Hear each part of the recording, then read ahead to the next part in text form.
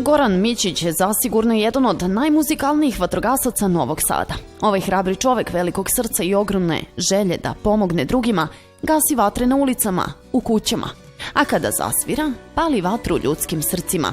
Pored talenta za muziku i velikog srca, Goran je i veoma human i hrabar, kakav i mora biti pravi vatrogasac. Pre svega, human i opasan. Znači, te dve stvari su stalno vezane jedna s drugim, a pre svega lep posao, onako, jer kad nešto uradiš humano i spasiš jedan ljudski život, to jednostavno ne može da se opiše. Znači, nema tih novaca kojim neko može da ti plati tako jedno osjećanje. To je poseban trenutak. Nažalost, ima i onih trenutaka kada ne uspemo da spasimo nekog i to je valjda najtragičnije za jednog vatrogasca, jer mi sve to proživljavamo. Znači, svaku intervenciju takve vrste duboko u sebi ne možeš da ne osjetiš taj trenutak gubitka nekog čoveka koga nisi uspeo da spasiš, a s druge strane, lepota posla je kad spasiš neko materijalno dobro ili kad spasiš jedan ljudski život, to jednostavno ne može da se iskaže rečima. Pa pre svega, poziv vatrogasca je najpre human, posao je težak, zahteva da se ovaj posao zaista voli i najveća sreća i najveće zadovoljstvo nam je kada posle neke uspešne intervencije, pogotovo kada spasemo neko lice, neku životinju, znači to je nešto što nas ispunjava. Ne možete se baviti odgovornim poslom vatrogasca ukoliko u sebi nemate ogromnu želju da pomognete drugima. Ja kad sam počinjao da radim nisam ni znao šta me sve čeka. Tek kada počneš ovaj posao da se baviš ovim poslom, onda shvatiš u stvari šta je to. Primiš se za to jednostavno ti uđe negde u krv i obično kažem da nema tih para kojim neko može da te plati, doletiš u neku buktinju ako tu nemaš, u srcu nemaš želju da pomogneš drugome. Znači,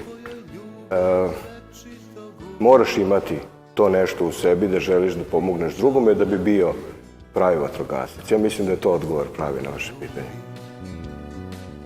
On je sigurno jedan od retkih, ako ne i jedini vatrogasac koga ste videli sa gitarom u ruci. Našoj ekipi svako ko je bio pravi doživljaj da uživa u prekrasnim notama i nežnim tekstovima pesama Gorana Mićića. Ovo je prvi put da vatrogasca vada slika sa gitarom ovako, znaš, tako da ovo je moj način da se jednostavno punim nekom energijom kad se vratim iz noćne smene ili uz dnevne smene, prosto se potrošiš. Ne možeš ti da to ima uobičajenih dana kada sve protekne manje više normalno. Ima dana kada je zaista stresna situacija i onda ti je potrebno nešto. Neko se bavi sportom, neko se bavi muzikom, neko ima neki drugu vrstu hobija. Tako da je hobi jako važan, ne samo za vatrogasce, za sve ljude. Mislim da je to nešto što se čovek time se puni. Osnovni deo Goranovog prtljaga na poslovnim putovanjima i njegov drag instrument, njegova gitara. Kolege iz vatrogasne službe Novog Sada Gorana opisuju kao romantičnog i emotivnog muškarca koji očas posla svojom muzikom rasplače ljude.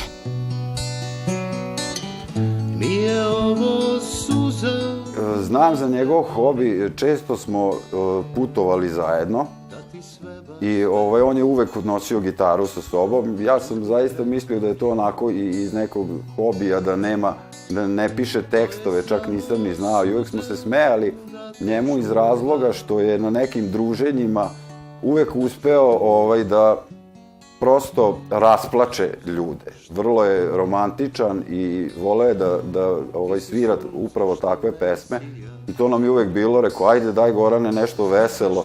Rekao, nema, evo ljudi plaču za stolom bukvalno, ali on je emotivac. Znam ga kao vrlo emotivnu osobu i verovatno je su i sami tekstovi koje i danas piše, koje ja pratim, su onako baš romantični i pokazuju tu sva ta njegova osjećanja.